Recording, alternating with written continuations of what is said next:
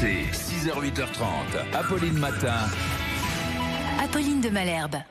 Et on commence avec vous, Nicolas Poincaré. À 6h19, vous nous dressez le portrait d'Alain Koch, un malade qui a décidé de mourir et qui va cesser de s'alimenter à partir de ce soir. Oui, c'est une histoire terrible parce qu'elle touche non pas seulement à la mort, mais à la façon dont on meurt. C'est le sujet le plus sensible qui soit. Il a 57 ans, Alain Koch. Il souffre depuis 34 ans d'une maladie orpheline qui le ronge et qui le fait souffrir. Il n'a aucun espoir de guérison ou d'amélioration de son état. Il aurait donc voulu obtenir le droit de mourir dignement. Il aurait voulu une dose de barbiturique, il appelle ça un bonbon, et il avait programmé d'avaler ce bonbon demain après-midi. Il a écrit à Emmanuel Macron, il a obtenu une réunion en visioconférence avec la conseillère santé de l'Élysée, mais le président de la République lui a répondu par écrit qu'il ne pouvait absolument rien faire, ni lui, ni sa conseillère n'ont le droit d'enfreindre la loi et d'autoriser cette aide au suicide. Ce qu'il demande, Alain Koch aurait pu l'obtenir en Suisse ou en Belgique, mais c'est cher et compliqué. Et puis surtout, ce Dijonnais, eh bien, c'est un militant de la cause de la fin de vie et du handicap. Il avait fait, il y a une trentaine d'années, un tour de France en fauteuil roulant. Aujourd'hui, il voudrait que sa mort serve à faire avancer les choses. Il mène un combat politique, il n'en s'en cache pas. Il dénonce l'hypocrisie de la loi Leonetti, cette loi qui prévoit la sédation profonde et définitive, mais seulement pour les patients pour lesquels le pronostic vital est engagé à très court terme, ce qui n'est pas le cas d'Alain Koch. Alors, faute d'avoir obtenu ce qu'il voulait, il va donc cesser de s'alimenter, de boire et de se soigner à partir de ce soir. Et il va filmer son agonie en direct sur Facebook. Ce sera sans le son, mais avec la lumière, 24 heures sur 24. Il va dépérir comme un légume, c'est son expression, et il veut que tout le monde sache qu'en France, eh bien, la fin de vie n'est ni belle ni douce. Et justement, ça vous fait réagir nombreux au 32-16. Vous nous appelez, et c'est le cas notamment de Philippe. Bonjour Philippe. Bonjour Apolline. Bonjour Philippe, bienvenue sur RMC. Vous nous appelez du Gers. Oui. Philippe, qu'est-ce que ça vous inspire? Qu'est-ce que vous en pensez? Deux choses. L'une, déjà, je ne comprends pas qu'on n'ait pas une loi en France qui permette de pouvoir partir dignement. Ça existe en Belgique, ça existe en Suisse. Bon, après, c'est onéreux aussi, mais bon, on est quand même dans un pays où on aurait fait avoir le droit de pouvoir partir dignement.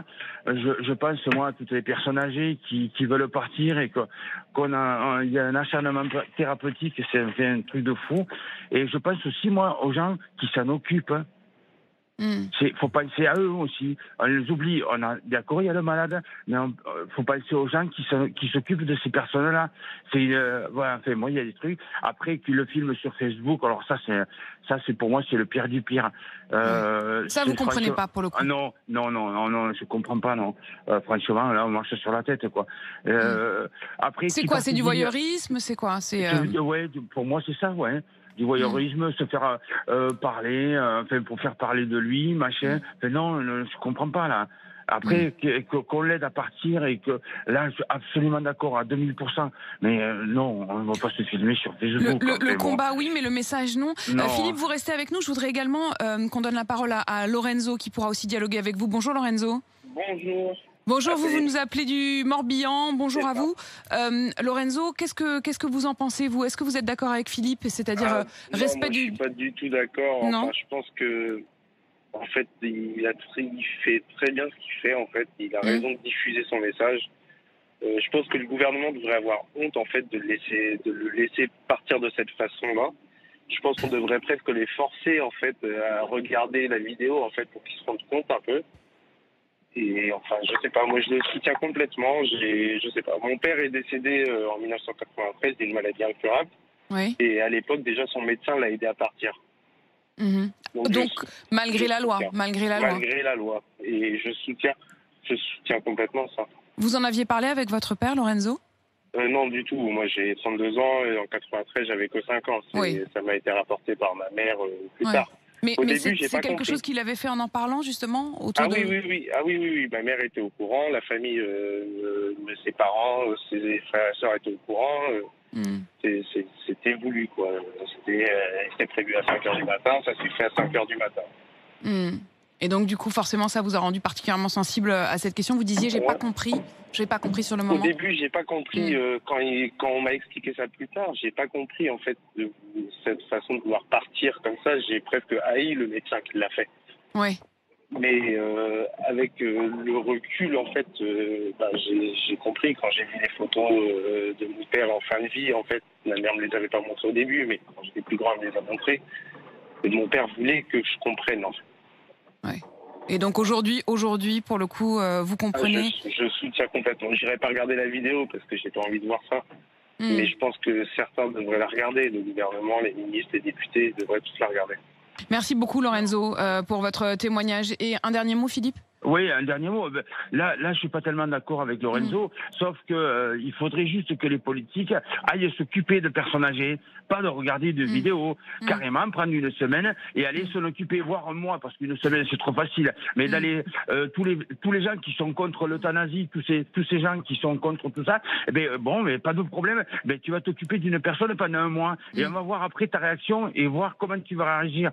C'est là où le truc, les politiques devraient aller. On devrait les amener dans des EHPAD, regarder les personnes en fin de vie qui sont dans l'agonie. J'avais une amie qui était sur Prayssac, dans le Lot, qui était dans une maison de retraite.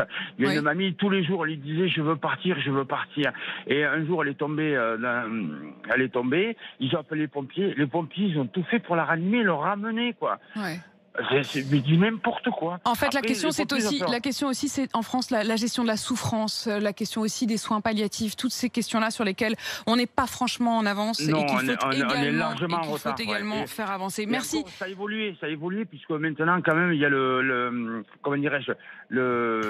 les sédatifs qui permettent de moins souffrir, quoi. Sur la souffrance. On en revient toujours à la question de la souffrance. Merci beaucoup Philippe, merci Lorenzo, merci à tous les deux d'avoir appelé le 3216 pour réagir encore une fois à donc cette décision d'Alain Koch, atteint d'une maladie incurable et qui a décidé de se laisser mourir à partir de ce soir en direct sur Facebook. Tout